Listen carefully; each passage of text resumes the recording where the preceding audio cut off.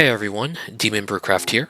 For our Halloween video this year, we're going to kick off with a brand new series, Myth to D&D, a series that will go over various creatures, people, items, and places in all sorts of mythos like Celtic, Greek, Roman, Egyptian, and convert our selected concept into something that can be used in D&D as a free resource that will be available in my resource collection in the description.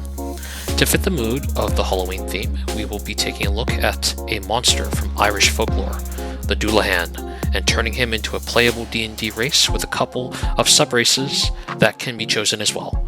This isn't the first time the Dullahan has been attempted to be made via homebrewing, but we are going to take a good shot at it and see if we can make a unique twist on this interesting monster. So before we start any conversion, it's important we learn about the Dullahan first so we know what we're working with. The Dullahan is a prominent figure in Irish folklore.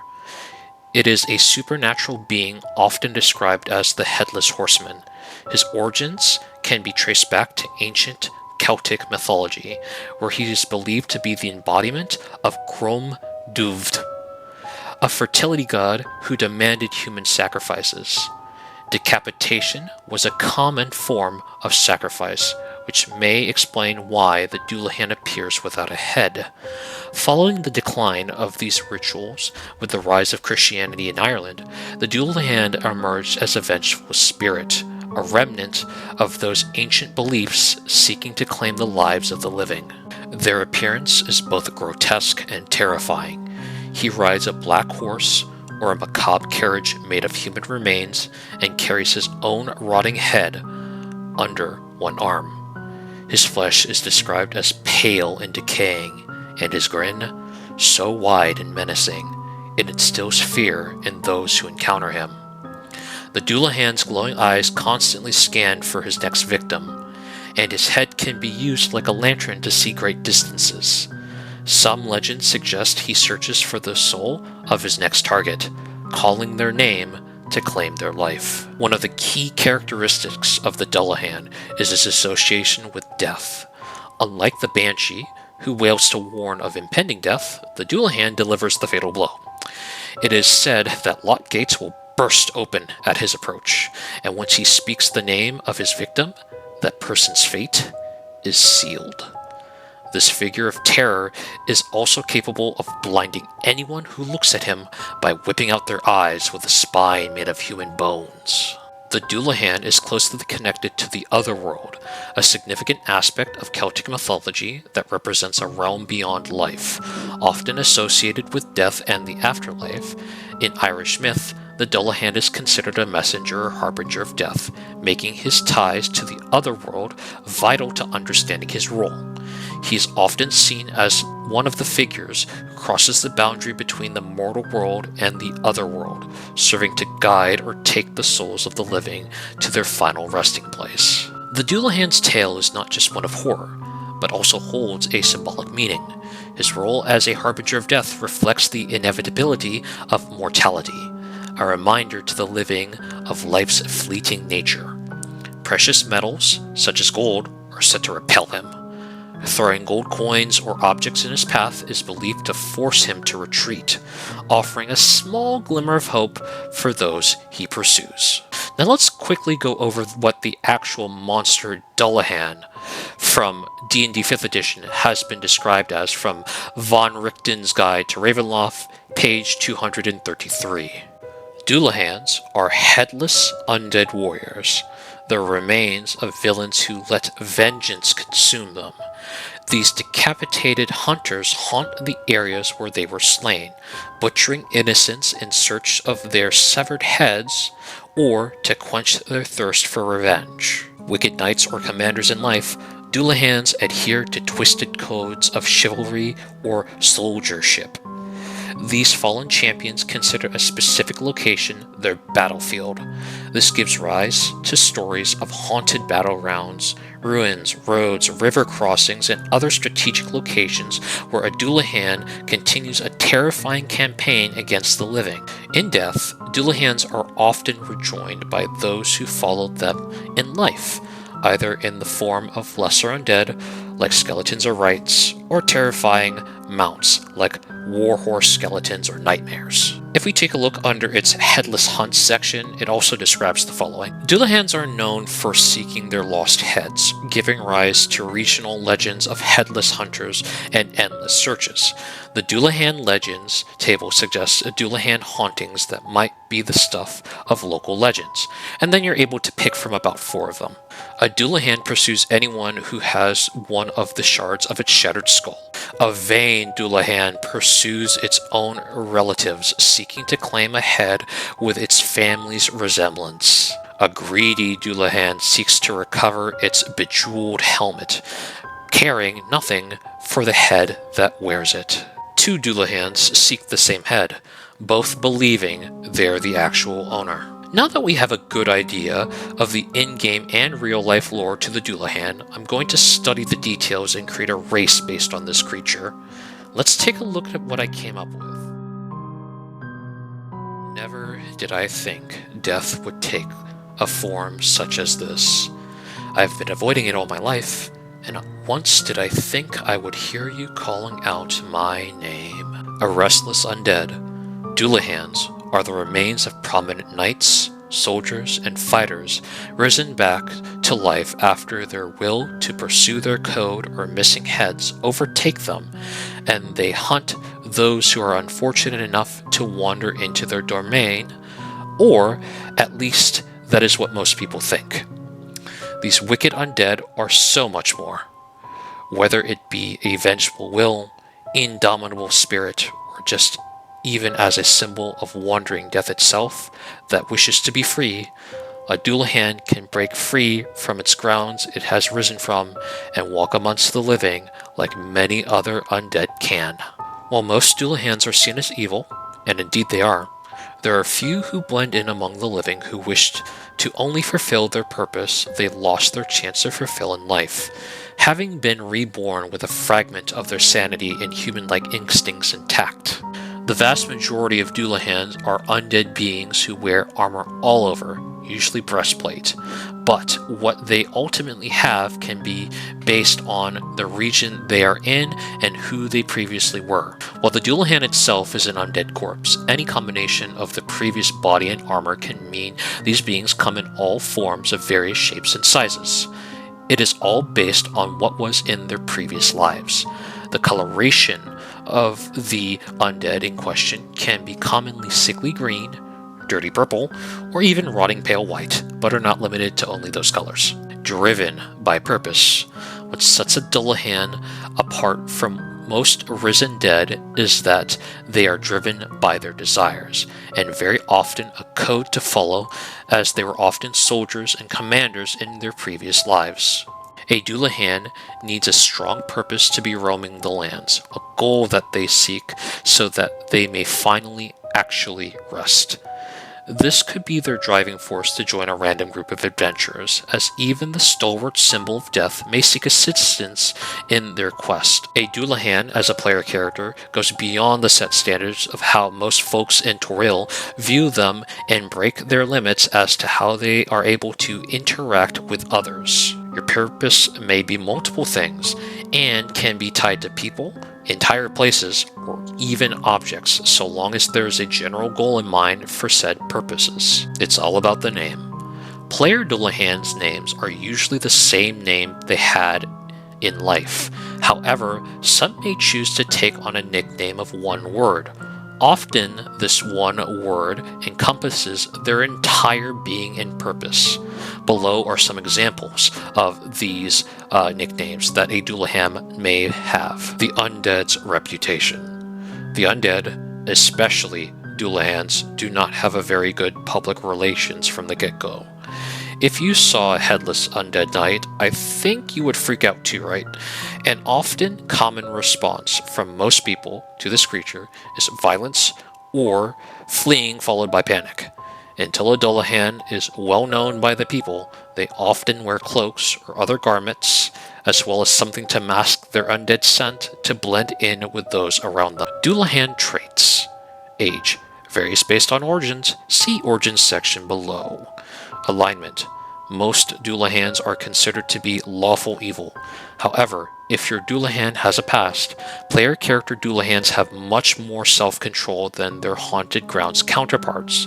Feel free to align them as they would have been in their past life. Size varies based on origins. See Origins section below. Your size in most scenarios is medium. Consult your DM for anything other than this. Speed. Your base walking speed is 30 feet. True Sight. Your Dullahan, up to a range of 50 feet. See in normal and magical darkness. See invisible creatures and objects. Automatically detect visual illusions and succeed on saving throws against them. And perceives the original form of a shape changer or creature that is transformed by magic.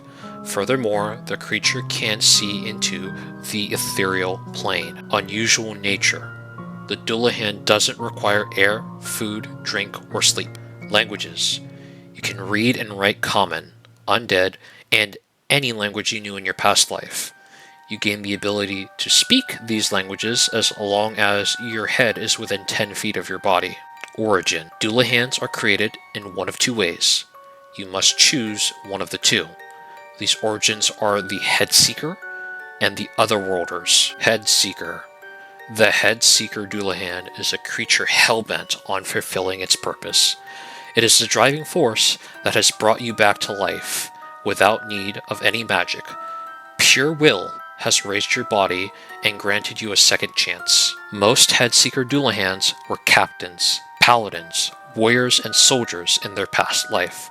Martially trained men and women who seek to right many more wrongs before they officially pass. Whether aligned to be for the greater good or evil of things, these beings are heavily morally driven, especially due to them being headless. Their first order of business is to hunt down the one who had slain them and took their head and reclaim it. Then, finally, fulfill whatever purpose made them rise from their death.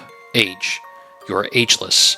Your death only comes the day your purpose is fulfilled, whatever it may be. Size. Your size is the same from your previous life, if not, maybe a little shorter. If the size is anything too different from what it would have been in your previous life, consult your DM. Ability score increase. Your strength and wisdom score increases by 1. Trusty steed. Undead or alive, your named horse who was with you while you were alive is still here to serve you. Once per long rest, you may summon it for D3 hours. Its hit points are equal to half of yours rounded down. It may be mounted by only you and has a base move speed of 65 feet. The steed may have other actions, however this is up to the DM's discretion. Trained fighter. You have proficiency in simple, martial, and heavy weapons, as well as medium armor. Headhunting. You can only read and write your known languages until you find your head, or another. When your own head is within 10 feet of you, you're able to speak. Your head is able to attach and detach from the neck securely with ease. You may also carry up to 3 other heads with you, and you may use them as your own so long as they are no bigger than twice your original head size and no smaller than half your original head size. The heads you collect degrade and rot over a period of D3 days and cannot be used after that time. Unnatural immunity. You are immune to the charmed, frightened, and poisoned conditions. Undying will. Once per 2 long rests, if your hit points were to drop to 0 at any time, revive at half your hit points rounded down with 2 levels of exhaustion. The hunt begins. Only usable if you have any kind of axe weapon equipped. You may use both your action and bonus action to be able to move without provoking attacks of opportunity while this action is in use. While in use, with whatever remaining speed you have left, you are allowed to make a basic attack once to each enemy you are able to reach, and if that attack is not a critical hit, they take additional slashing damage equal to your level times 2 plus D8. Defeating an enemy with this action counts as an execution, and guarantees you their head to collect. Otherworlders, you are an abomination, or a lost soul who has taken the form of a Dullahan and has broken free from the otherworld, also known as the ethereal plane. You are a symbol of death, and are very much a Reaper-like figure who seeks to punish those whose time has come and remind mortal kind death comes for everyone. Whether you prefer to be headless or have it already attached, your head was never lost and is always with you. You have chosen to travel with others who have accepted you and feed off the souls of your victim to gain strength and carry out death's will.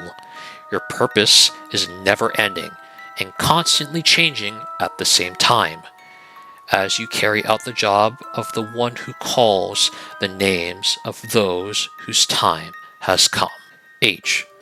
Dullahans with this origin are usually ancient souls that have taken a new form, or a brand new creation made in the other world. Ages can range from the single digits to the triple digits. It's all up to what you feel like playing. Size.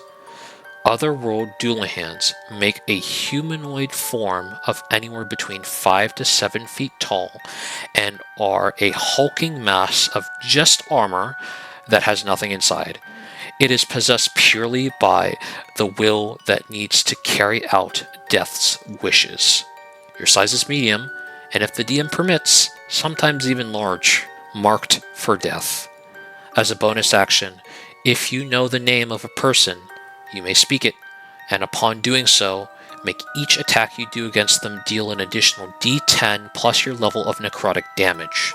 This bonus action will fail to work on beings not considered people, which is up to the DM's discretion.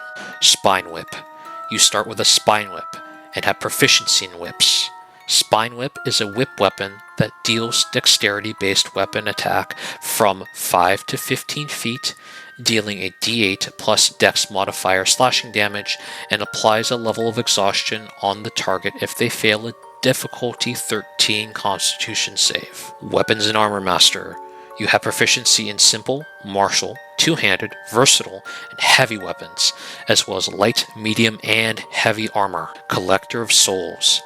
When you land the finishing blow on a target, you take their soul if they have one, and can have up to 5 souls at a time. On your turn, you can expend a single soul as a bonus action and roll a d5. Based on the number landed, it will do one of the following. 1. Add an extra d8 necrotic damage to your next damage dice. 2. Add a +2 to your next attack roll. 3.